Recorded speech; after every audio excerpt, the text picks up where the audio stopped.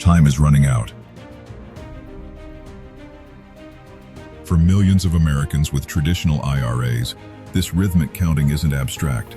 It is a deadline that can change lives. $5 million. That's the headline number. Dave and Wendy Morrison, retired in Oregon, have that sum sheltered inside a traditional IRA. From the driveway to the porch, their life is calm. Sun-bleached siding, a garden neatly trimmed, children and grandchildren filling the house on summer evenings. But money, like memory, can hide complications beneath a peaceful surface. The quiet warmth of family dinners masks an approaching moment when the IRS steps from the wings. When required minimum distributions begin, a vast portion of that account can be pulled into taxable income. And for a balance this size, the tax exposure is not an abstract line item. It can be life-changing.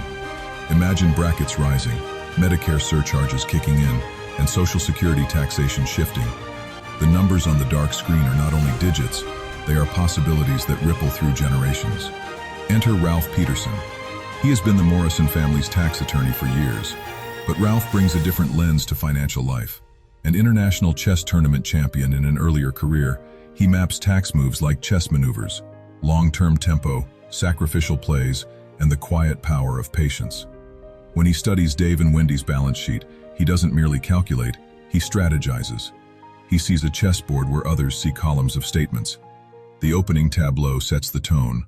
A household that has done most things right, saved, invested, protected, now faces a strategic problem where timing and sequence will determine whether that $5 million legacy endures or erodes.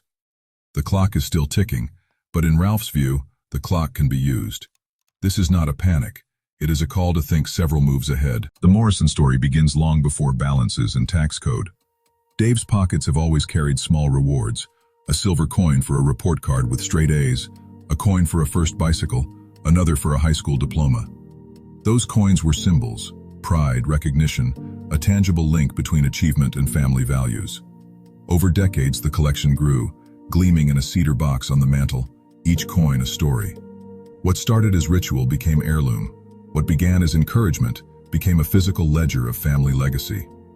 Now imagine those coins placed next to statements, a $5 million traditional IRA, brokerage accounts with blue-chip equities, a modest annuity providing steady income, a paid-off home with substantial equity, cash reserves for emergencies, and a handful of other holdings, artwork, retirement club memberships, small pension benefits.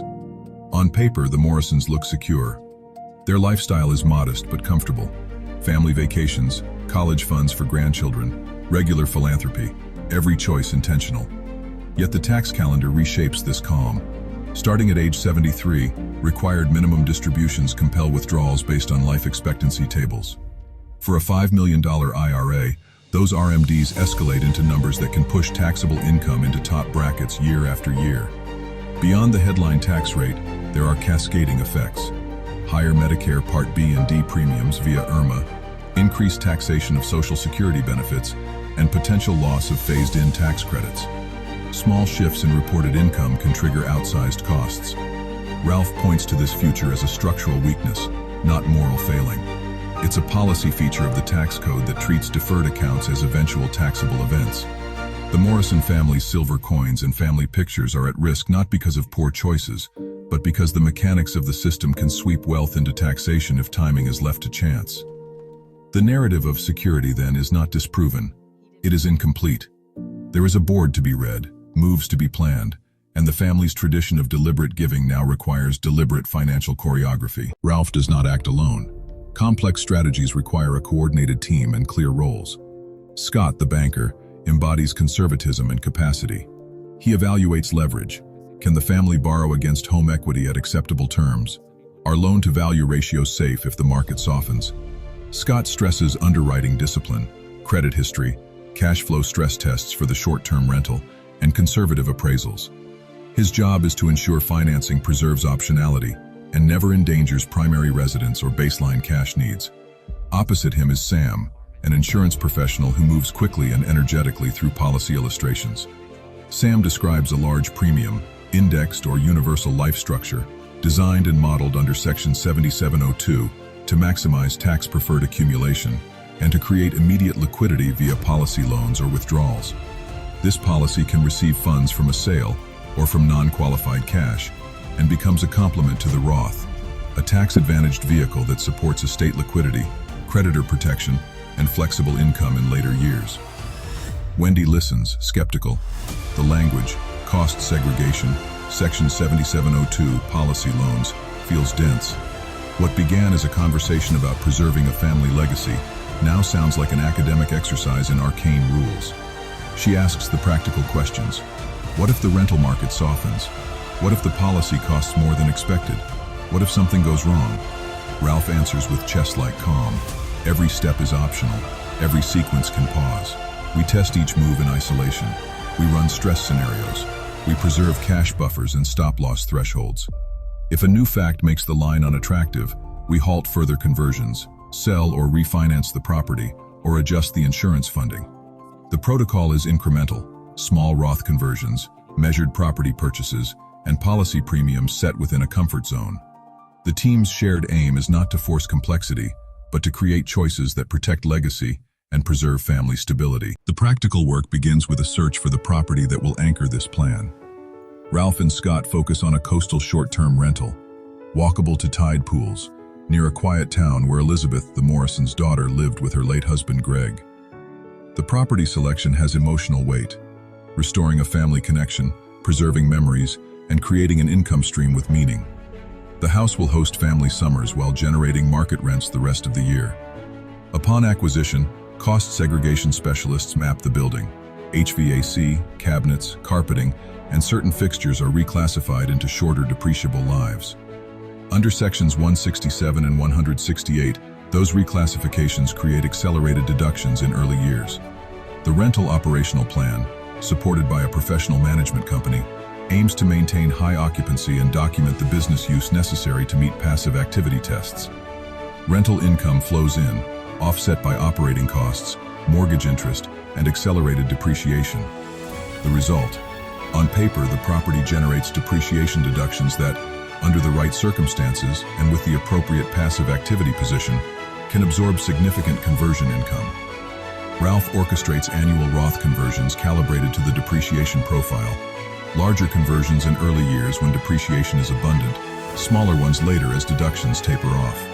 The emotional arc deepens when Elizabeth walks through the new property, tears in her eyes, recounting afternoons spent with Greg on the dunes.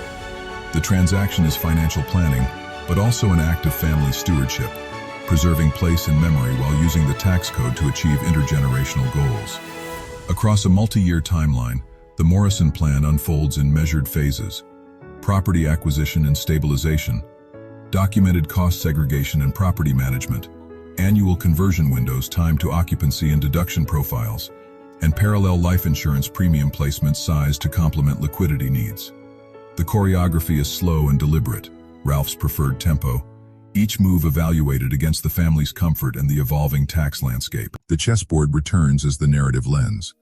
Pieces slide into position, rook-like insurance policies guarding files and evaporating estate taxes, knight-like rentals creating tactical advantages, pawns representing annual conversions that cumulatively advance the family position. Two long-term scenarios are presented side by side in clean cinematic graphics. Scenario A: do nothing. The IRA remains intact.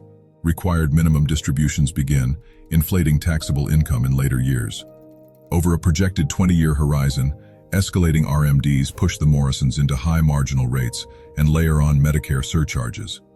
The graphics show account balances eroding as taxes compound, and the net after-tax inheritance available to heirs shrinks substantially. The silver coin on the mantle is still there, but the resources to support grandchildren's education or family philanthropy are thinner. Scenario B: deliberate conversion and structural planning. Year-by-year Roth conversions, paced to match the accelerated depreciation from the coastal rental, and coupled with a Section 7702 compliant life insurance policy, create diversified tax-favored buckets. Policy loans and Roth distributions provide flexible liquidity, while the Roth continues to grow tax-free for heirs. The after-tax inheritance projection in the graphic remains markedly higher. Differences that, in the Morrisons' modeled case, exceed $2 million in potential estate preservation. The visual metaphor is stark. A controlled, patient advance beats reactive scramble. But numbers alone do not capture the full point. Ralph reframes the objective. This is not merely tax avoidance, it is control. Control over when income appears, how wealth migrates across accounts, and how opportunities are preserved for descendants. Timing liberates choices. The ability to fund a grandchild's college without triggering higher Medicare premiums. The option to help a child through a short-term crisis without tapping taxable accounts. The capacity to gift with intention across generations. The chessboard is less an end than a tool to buy agency. We close with an intimate scene. 2 years into the strategy, the sun drops low over the soccer field. Dave sits on the bleachers, a small cedar box in his coat pocket. His grandson runs down the field and collapses into his arms after a goal. Dave opens the box, takes out a silver coin and presses it into the boy's palm. It is the same ritual, but now underpinned by a plan that aims to protect the means to continue these moments for decades. The film's final note is calm and factual. This story is a hypothetical example prepared by Drass Insurance Agency LLC for educational purposes. It illustrates potential strategies involving Roth conversions, Section 408A, depreciation and cost segregation, Sections 167 and 168, passive activity rules, Section 469, and life insurance structures within Section 7702. It is not and should not be read as individualized tax or legal advice. Viewers should consult qualified tax, legal, and financial professionals to evaluate personal circumstances before implementing strategies. The clock that began our story keeps ticking. For families who plan ahead, who think several moves deep and coordinate the right team, that ticking becomes a cadence rather than a countdown. The question remains, what will you do with the time you have? A final reminder, plan in moves, not moments.